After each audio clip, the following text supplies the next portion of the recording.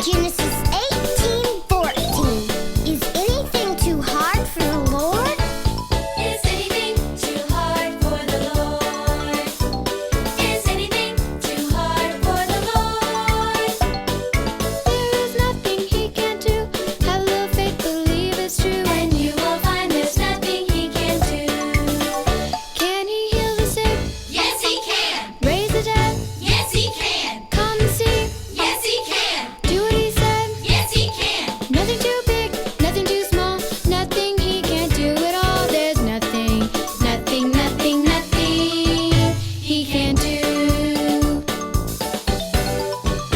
Is Magandang araw mga bata! Magandang araw sa'yo, Ate Ruby! Hello, Kuya Frey! Mukhang maganda talaga ang araw mo Share mo naman kung bakit. Kasi syempre, tapos na ang bakasyon. Pasukan na ulit kaya excited talaga ako. Ikaw ba, hindi ka na-excite? Na-excite naman, kaso kasi ayoko makita yung isa kong kaklase.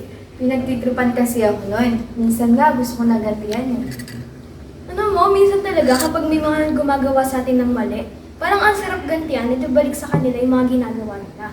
Pero syempre, hindi natin gagawin yon kasi hindi tamang gumanti ng masama. Tama ka dyan, Kuya Frey. Kaya nga iniintindi ko na lang. Kasi wala rin namang mangyari kung gaganti tayo pabalik, di ba? Alam mo, mas matututunan natin kung bakit hindi dapat gumante sa ating Bible story sa araw na ito. Mapakinggan natin ang kwento ni David at kung paano mas pinili niya magtiwala sa Panginoon imbis na gumanti at gumawa ng masama sa Kanya. Kaya naman, tayo maghanda na sa pakikinig ng banal na mga salita, mga bata. Samahan niyo muna kami sa isang panalangin para sa ating panamuna. Yuko natin ang ating ulo at pikit natin ang ating mga mata. Panginoon na makaparihan sa lahat, tumalapit po. Salamat po sa panibagong araw po na binigay niyo po sa amin. Humihingi po ng tawad sa mga nagawa po namin kasalanan. Dahil sa Bible story po na pakinggan po namin ngayon, kinabukalang bigay po sa amin ng talino, matandaan po namin ito at nagamit po namin sa araw-araw. Yun lang po, and this may play 8. Is anything too hard for the Lord? Is anything too hard for the Lord?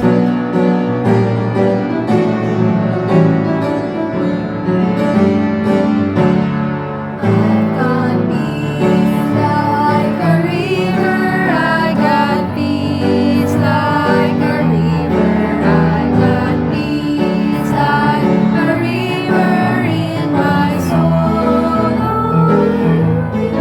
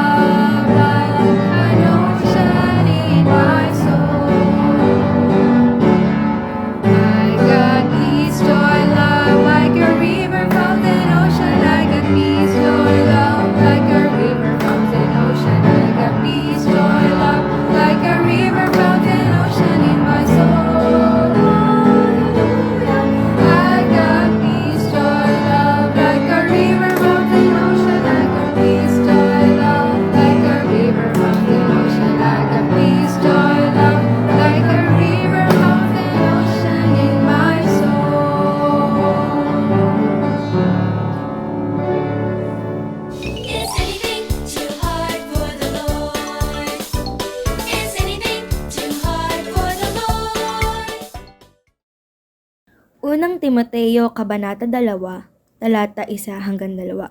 Unang-una nga sa lahat ng mga bagay ay iniaaral ko na manaing, manalangin, mamagitan at magpasalamat na patungkol sa lahat ng mga tao, ang mga hari at ang mga lahat ng nangasa mataas na kalagayan, upang tayo'y mga buhay na tahimik at payapa sa buong kabanalan at kahusayan. Isa pang ulit mga bata, Unang Timoteo, Kabanata 2, talata 1-2. Unang-una nga sa lahat ng mga bagay ay iniaaral ko na manaing, manalangin, mamagitan at magpasalamat na patungkol sa lahat ng mga tao, ang mga hari at ang lahat ng nangasa mataas na kalagayan, upang tayo'y mga buhay na tahimik at payapa sa buong kabanalan at kahusayan. Is anything too hard for the Lord? Is anything too hard for the Lord?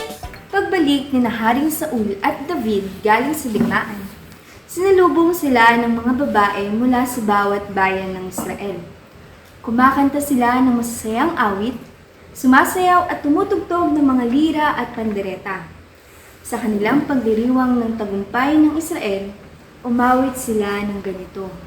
Umatay si Saul ng libo-libo, ngunit si David ay 10,000.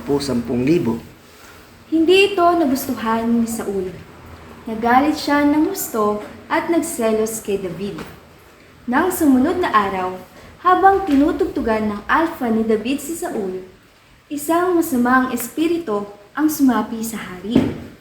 2 beses niya ang inihagis ang kanyang sibat kay David. Pero nakailag si David at hindi siya nasaktan. Nadama ni Saul na pinapatnubayan ng Diyos si David. Samantalang, pinababayaan na siya ng Diyos. Natakot siya kay David. Ipinadala niya si David sa labanan sa pag-asang mapapatay ito. Pero laging bumabalik ng matagumpay si David dahil kasama niya ang Diyos. Nang muli siyang pagtangkaang patayin ni Saul, tumakas si David sa lungsod at nagtago sa ilang.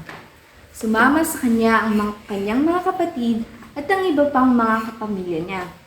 Sumama rin kay David ang iba pang mga tao. Di nagtagal, meron ng 400 lalaki sa ilalim ng pamumuno ni David. Nanatiling nagtatago si David ng mahabang panahon. Palipat-lipat siya ng lugar para hindi siya mahanap ni Saul. Iningatan siya ng Diyos at binigyan ng kaaliwan, at doon sa ilang ay nakagawa siya ng maraming mga awit ng panalangin, papuri at pagsamba sa Diyos. Isang araw, may nagsabi kay Saul kung saan nagtatago si David. Kaagad isinama ni Saul ang 3,000 sundalo para hanapin si David. Nang gabing iyon, natulog si Saul sa gitna ng kanilang kampo. Katabi niya si Abner na pinuno ng kanyang hukbo at napapaligiran sila ng kanilang mga kawal. Pero habang natutulog sila, nakapasok sa kanilang kampo si David at 2 sa mga tauhan nito. Walang nagising sa kanila dahil pinatulog sila ng mahimbing ng Diyos. Sinabi ng isa sa mga tauhan ni David, Ibinigay na ng Diyos sa iyong mga kamay ang iyong kaaway. Hayaan mo saksakin ko siya ng sarili niyang sibat at ipako siya sa lupa. pero sinabi ni David, Huwag mo yang gawin. Tsak napaparusahan ni Yahweh ang sino mang gagawa ng masama sa hiniran niyang hari. Alam kong si Yahweh mismo ang papatay kay Saul. Pero huwag nawang hayaan ng Diyos na ako ang papaslang sa kanya. sa halip na patayin si Saul, kinuha ni David ang sibat ng hari at ang kanyang lalagyan ng inumin, na parehong nasa uluhan niya. Pagkatapos, umalis na siya at ang kanyang mga tauhan sa kampo. Umakyat si David sa tuktok ng isang burol sa may kalayuan at ginising ang kampo sa pagsigaw ng ganito. Abner, bakit hindi mo binabantayan ng hari? May pumasok sa kampo niyo para patayin siya. Tingnan mo, nasaan ang sibat ng hari? Nasaan ang lalagyan ng inumin na nasa ulunan niya? Nakilala ni Saul ang boses ni David. David, ikaw ba yan, anak? Opo, kamahalan. Bakit niyo po ako tinutugis? Ano po bang krimen ang nagawa ko? Nahiya si Saul at sinabi niya, Nagkamali ako. Hindi na kita gagawa ng masama dahil hindi mo ako pinatay. Dahil hangal ako. kaya't bumalik na si David sa sarili niyang kampo at umuwi naman si Saul. Pagkalipas ng ilang panahon, nakipaglaban si Saul at ang kanyang mga anak na lalaki sa mga Filisteo at nampatay sila. Si David ang naging hari ng Israel.